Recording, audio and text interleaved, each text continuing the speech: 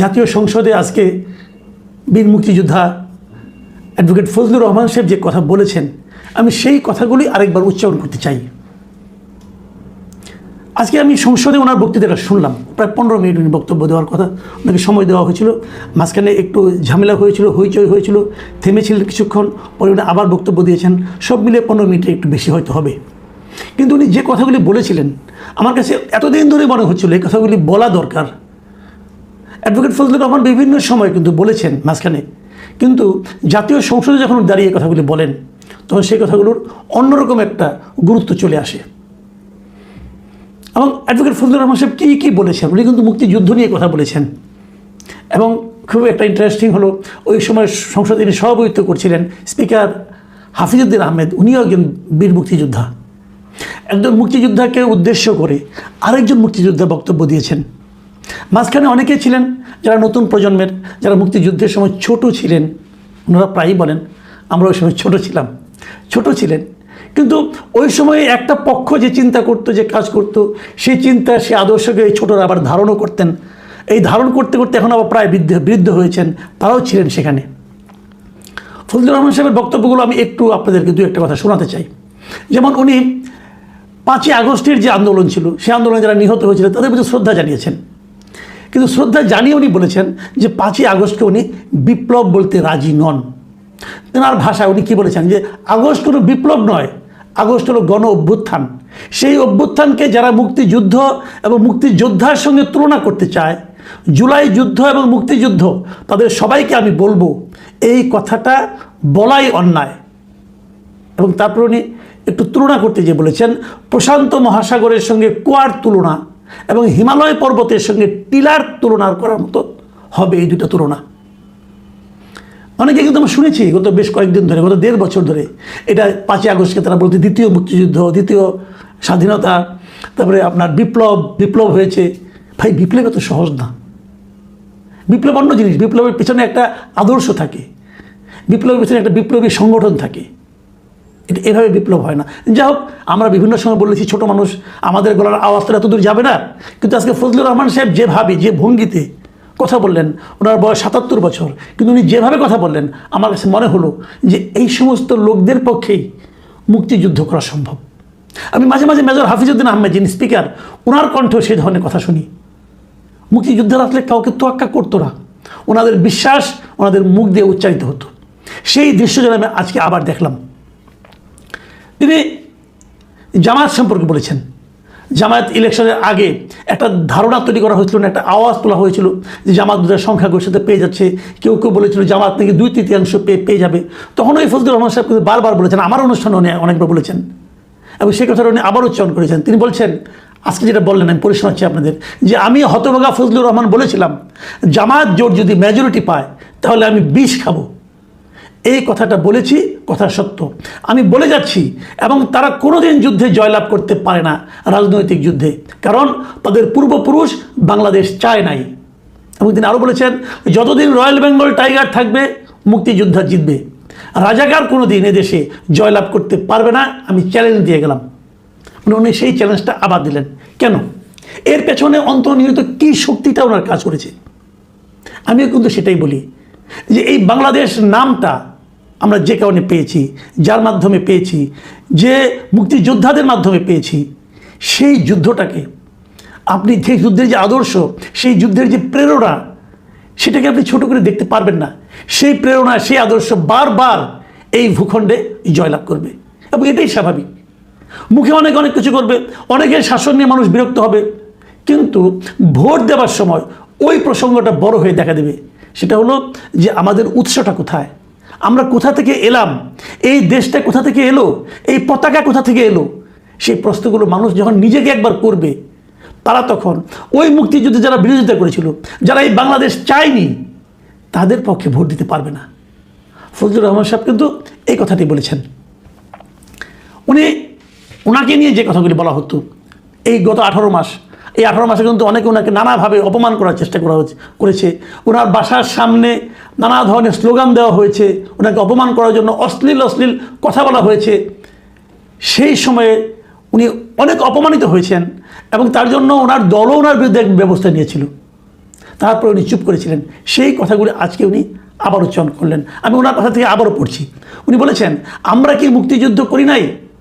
যেমন বিরোধী দলের নেতা বলেন, তাকে আমি অসম্মান করি না, সবসময় মাননীয় বলে কথা বলি, কিন্তু তার দলের লোকজন এখানে বসে আছে, তারা আমাকে ফজা পাগলা বলে কথা বলে, তারা নাকি সভ্য, তারা নাকি ইসলাম। এবং উনি যে বলেছেন, ওই দিন বলল যে আমার দাড়ি পাকা, আমার চোখের সব পাকা। উনি আমার চেয়ে 10 বছরের ছোট।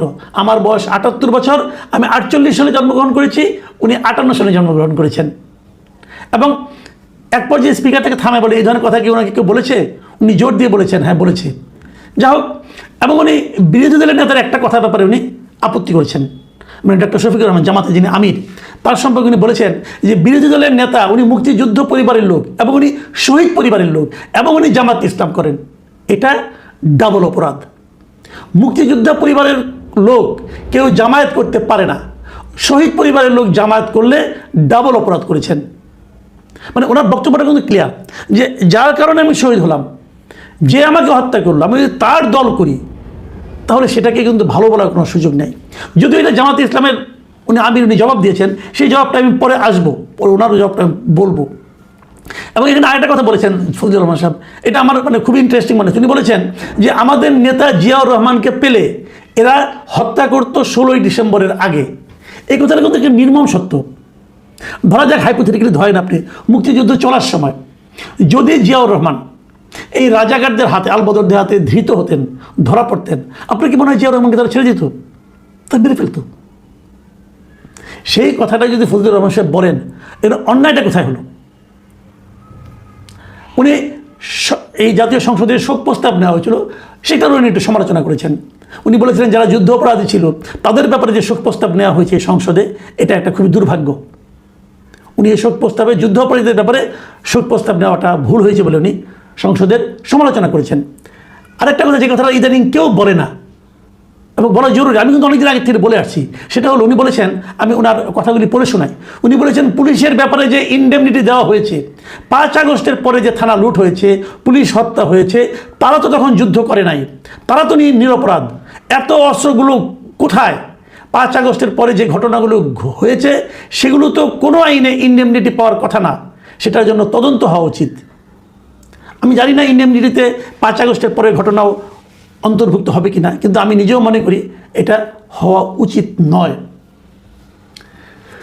আমি বলেছি যে মাঝখানে কিছুক্ষণ গণ্ডগোল হয়েছিল, তাকে বক্তব্য দেওয়ার থেকে বিরত রাখার জন্য নানা রকম কথাবার্তা হয়েছিল, হইচই হয়েছিল, বিরোধী দলের সদস্যরা চিৎকার চেঁচামেচি করেছেন।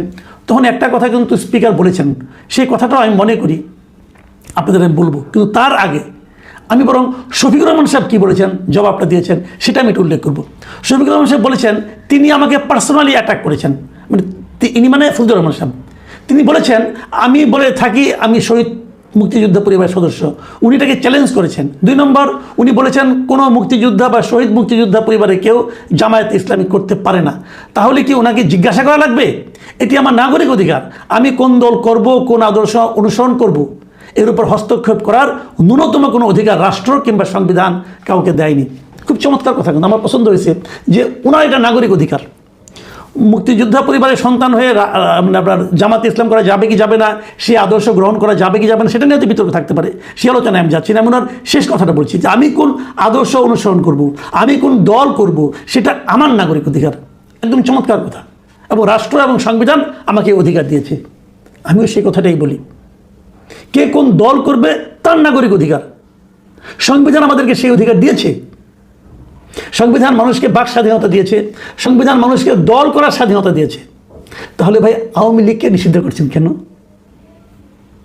আওয়ামী লীগের রাজনীতি নিষিদ্ধ করছেন কেন? ঠিক আছে, আওয়ামী লীগের বিচার করবেন, করেন বিচার, কিন্তু বিচার শেষ হওয়ার আগ পর্যন্ত আওয়ামী লীগ কোনো রাজনৈতিক কর্মকাণ্ড চালাতে পারবে না। এটা আপনি নিষিদ্ধ করছেন, সংবিধান লঙ্ঘন হচ্ছে না? তখন লঙ্ঘন হচ্ছে না ভাই? আমি জামাতকেও প্রশ্ন করছি, কারণ আপনারা এটা উদ্যোগ ছিলেন, অন্তর্বর্তীকালীন সরকারের আমলে আপনারাই প্রথম এটাকে নিষিদ্ধ করার জন্য মাঠে নেমেছিলেন, আপনাদের অনুসারী এই এনসিপি ছেলে মেয়েদের নিয়ে। কেন সংবিধান লঙ্ঘন হয় নাই? একজন লোকের অধিকার আওয়ামী লীগ করবে, সে আওয়ামী লীগের আদর্শকে অনুসরণ করতে চায়, কেন দিবেন না? আমি জানি না এই সমস্ত প্রশ্নের কোনো উত্তর আছে কিনা। আমি স্পিকারের বক্তব্যটা শেষ করতে চাই। যখন ওই হইচইগুলি হচ্ছিল, স্পিকার একটা কথা বলছেন যে মাননীয় সদস্যবৃন্দ, সারা জাতি দেখছে, লাইভ টেলিকাস্ট হচ্ছে। আমি প্রতিদিনই বলি যে রুলস অফ প্রসিডিউর বইটা একটু পড়েন। যদি এই সংসদ বিধি মোতাবেক পরিচালিত না হয়, এটি আর জাতীয় সংসদ থাকবে না। এবং তিনি আরও বলেছেন কি, যে প্রত্যেকেরই বাক স্বাধীনতা আছে। যদি সরকারি দলের কোনো সদস্যের বক্তব্যে আপনাদের আপত্তি থাকে, আপনারা এরপরে তার বিরুদ্ধে যুক্তি খণ্ডন করুন, কিন্তু শিশুরাও লজ্জা পাবে এই ধরনের আচরণে। আমি স্পিকারের কথাকে সাধুবাদ জানাই। আসলেই সংসদ টেলিভিশনে না ধারাবাহিকভাবে সবাই দেখতে পারে, আমিও মাঝে মাঝে দেখি। আমার বাসায় কোনো শিশু নেই, কিন্তু আমি বলতে পারবো না শিশুরা কী করে। তবে আমি নিজে মাঝে মাঝে কিন্তু ওনাদের আনাড়িপনা দেখে, ওনাদের অসহিষ্ণুতা দেখে মাঝে মাঝে আমিও লজ্জা পাই। আর যদি শিশুরাও লজ্জা পায়, তাহলে তো আমাদের ভবিষ্যৎ প্রজন্মের কাছে আপনাদের অবস্থানটা কী দাঁড়াবে একবার ভেবে দেখবেন। প্রিয় দর্শক, আমি আজ বেশি কিছু বললাম না, খালি এটুকুই বললাম যে আমরা আগামীতে একটা ঐক্যবদ্ধ গণতান্ত্রিক বাংলাদেশ দেখতে চাই। সেই দেখার পথে আমরা কতটুকু অগ্রসর হচ্ছি সেটা নিয়ে আপনারা ভাববেন। আল্লাহ হাফেজ।